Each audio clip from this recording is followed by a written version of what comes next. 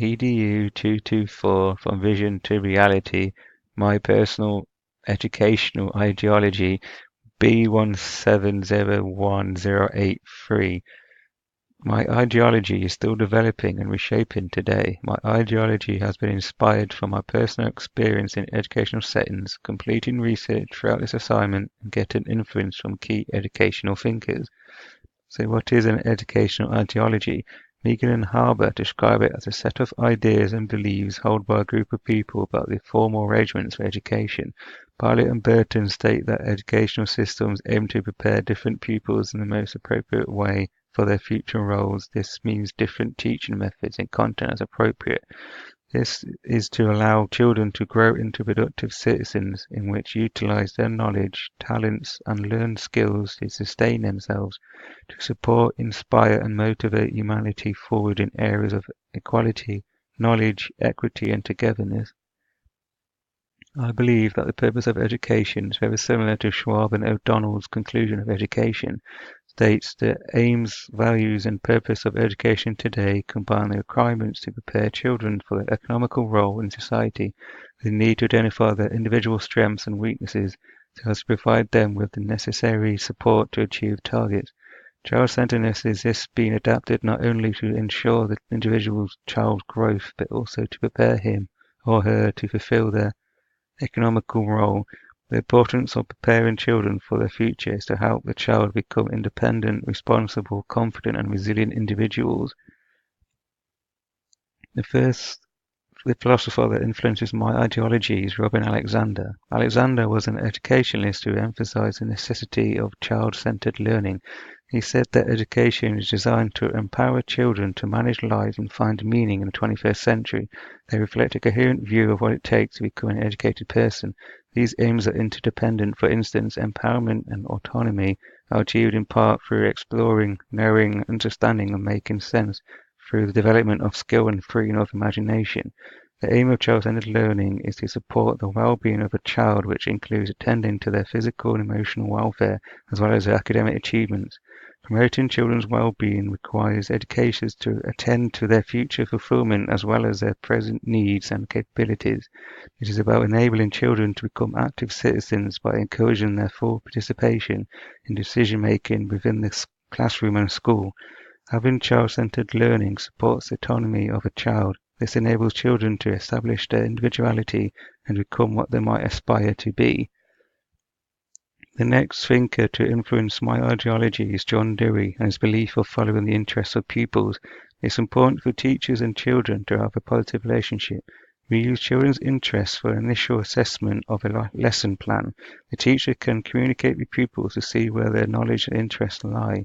Then interest can be converted into an effective learning experience. It is important for the teacher to continue observing and progressing the children from that lesson plan.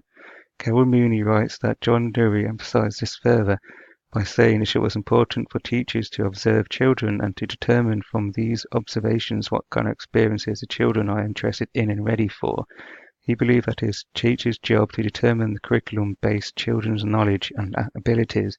Teachers should plan their lessons to stimulate student curiosity and encourage them to a higher level of knowledge. This type of learning could change the image of a teacher into someone who nurtures inquiry and supports children's own search for answers. The third thinker being Maria Montessori. Her belief of the teacher becoming a facilitator coincides with my own.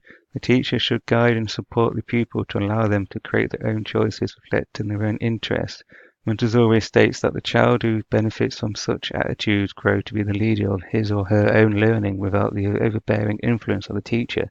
This approach is particularly relevant to the youngest children whose sense of self-worth is built around their autonomy and growing competence, which is usually a result of opportunities to repeat and perfect skills and activities.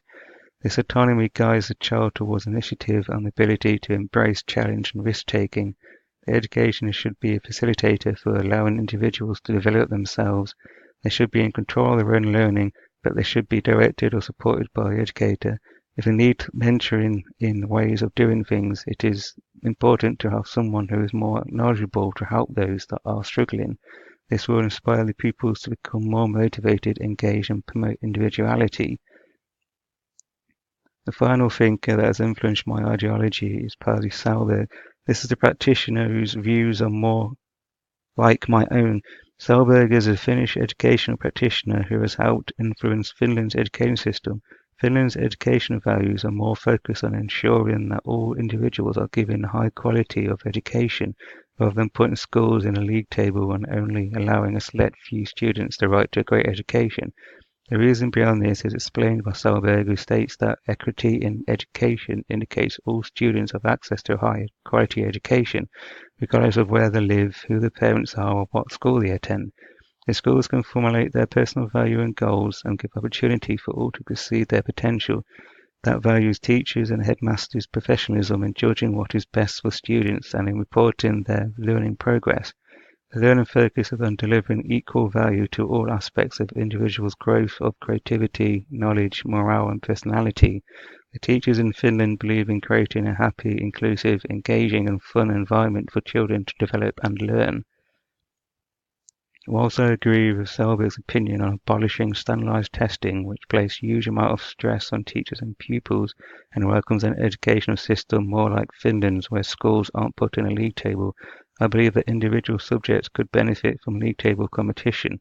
For example, a subject like physical education may use the league table model to push pupils to achieve in sports and create competition between schools.